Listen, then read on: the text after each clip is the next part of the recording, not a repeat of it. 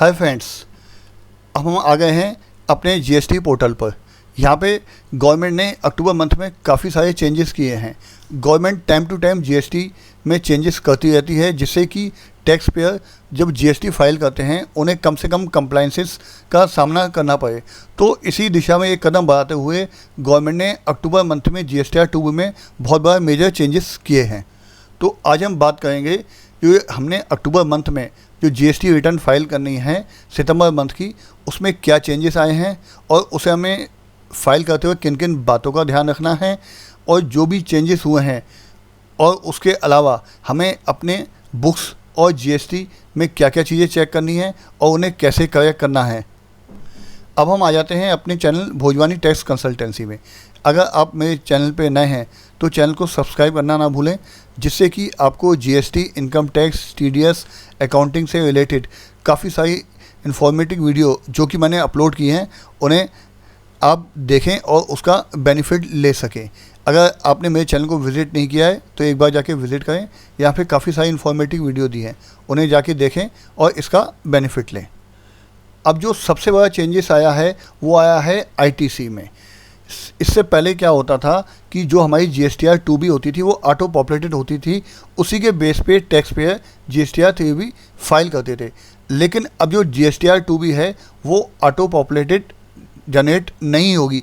अब tax payer को क्या करना होगा कि उन्हें इनवॉइस मैनेजमेंट सिस्टम यानी जो आईएमएस डैशबोर्ड दिया हुआ है वहाँ पे जाके अपने जो भी परचेज़ किए हैं और जो भी सर्विसेज अवेल किए हैं उनके इनवॉइसेस को देखना है, चेक करना है अपनी बुक्स ऑफ अकाउंट से, और उसी हिसाब से उसे एक्सेप्ट या रिजेक्ट करना है। और जब वो एक्सेप्ट या रिजेक्ट हो जाएंगे उसी के बेस पे जीएसटीआर 2B मैनुअली जनरेट करनी है। यानी कि अब जो जीएसटीआर 2B है ऑटो पॉपुलेटेड नहीं होगी। आपको खुद ही वहाँ पे इनवॉइसेस चेक करने हैं कि कौन से इनवॉइसेस आपको एक्सेप्ट करने हैं, कौन से आपको रिजेक्ट करने हैं, और उसी हिसाब से आपकी 2B मैनुअली जो होगी वो जनरेट होगी। इसके अलावा आता है जो आईटीसी क्लेम। अब आईटीसी क्लेम यानी इनपुट आप कैसे लेंगे कि केवल जो भी इनवॉइसेस आपने एक्सेप्टेड किए होंगे उसी का आप क्लेम ले सकते हैं, और जो आपने इनवॉइसेस रिजेक्ट कर दिए होंगे वो आपकी जीएसटीआर 2B में नहीं आएंगे। जीएसटीआर 2B में केवल वही इनवॉइस आएंगे जिनको आपने एक्सेप्टेड किया है। इसके अलावा तीसरी तरह के जो इनवॉइसेस हैं पेंडिंग इनवॉइसेस, यानी जिनके बारे में आप श्योर नहीं हैं या आपको इसकी क्लियरिटी नहीं है, तो वो आपके इनवॉइस हैं आपकी जीएसटीआर 2B में तब नहीं आएंगे जब तक कि आप उसको पेंडिंग को एक्सेप्ट नहीं कर लेते हैं। यानी कि जो आप जीएसटीआर 2B फाइल करेंगे, 3B फाइल करेंगे, उसको कहते हैं जीएसटीआर 2B से रिकनसाइल करने के बाद ही होगा। जो आपकी जीएसटीआर 2B जो जनरेट होगी वो केवल आपके एक्सेप्ट और रिजेक्ट इनवॉइसेस के बेस पे ही होगी। अब नेक्स्ट चेंजेस है रिवाइज क्रेडिट नोट की टैक्स लायबिलिटी पे, कि यहाँ पे लिखा हुआ है if A recipient reject a credit note in IMS, कि जो रेसिपेंट है अगर वो क्रेडिट नोट को रिजेक्ट कर देता है आईएमएस डैशबोर्ड पे, तो जो सप्लायर है उसकी आउटपुट टैक्स लायबिलिटी रिड्यूस नहीं हो जाएगी। इससे पहले क्या होता था कि जो सप्लायर होता था अगर वो क्रेडिट नोट इशू कर देता था और उसके बाद अपनी जो टैक्स लायबिलिटीज है उस क्रेडिट नोट को एडजस्ट कर देता था। लेकिन अब जब तक कि रेसिपेंट उस क्रेडिट नोट को एक्सेप्ट नहीं कर लेता है तब तक सप्लायर की लायबिलिटी बनी रहेगी, और वो अपनी जो आउटपुट टैक्स लायबिलिटी है उसमें से उस क्रेडिट नोट को माइनस नहीं कर सकता और एडजस्ट नहीं कर सकता जब तक कि जो रेसिपेंट है उस क्रेडिट नोट को रिवर्स नहीं कर देता है। अब हम बात कर लेते हैं कि जो जीएसटीआर 3B फाइल होगी उसकी क्या क्या रिक्वायरमेंट है, उनमें क्या क्या चेंजेस आया है। कि यहाँ पे लिखा है no GSTR 3B filing without GSTR 2B। जब तक कि आपकी जीएसटीआर 2B जनरेट नहीं हो जाती तब तक आप जीएसटीआर 3B फाइल नहीं कर सकते। As per the section 39(1) GSTR 3B can not be filed unless GSTR 2B is generated. Tax payer must be ensure timely accepted और reject of invoice in IMS to avoid the delays. यहाँ पर बताया गया है कि जो tax payers हैं उन्हें अपने जो इनवॉइसेस हैं आईएमएस डैशबोर्ड पे जाके टाइमली एक्सेप्ट और रिजेक्ट करने हैं, जिससे कि वो अपनी टाइमली जीएसटीआर 3B फाइल कर सके। अब हम बात कर लेते हैं कि जब जीएसटीआर 3B की रिटर्न फाइल करनी होगी तो हमें क्या क्या एक्शन प्लान लेने हैं, कौन कौन सी प्लानिंग करनी है।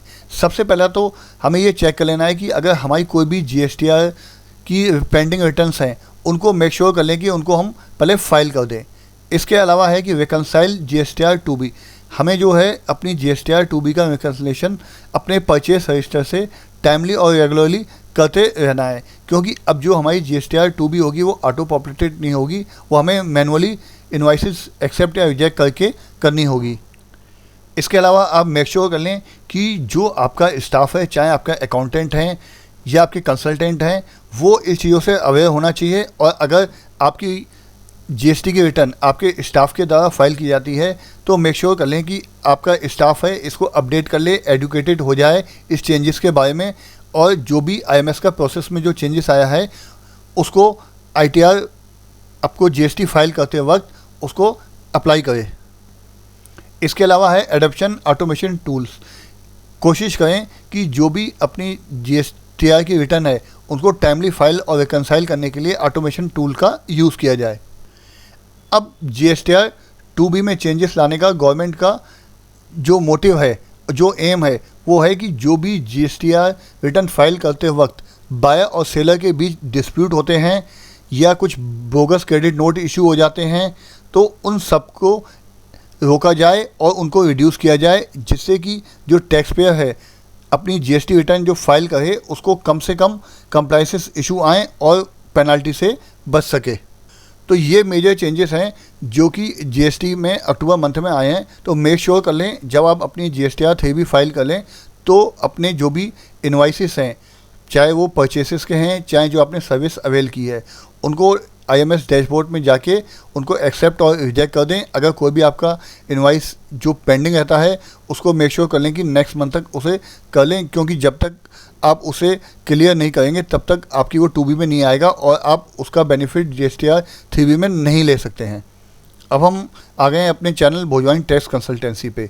एक बार आप यहाँ पे जाएं और जाके विज़िट करें, और काफ़ी सारी इन्फॉर्मेटिव वीडियो दी हैं, डेली के अपडेट्स दिए हैं, उन्हें जाके देखें और अपडेट रहें।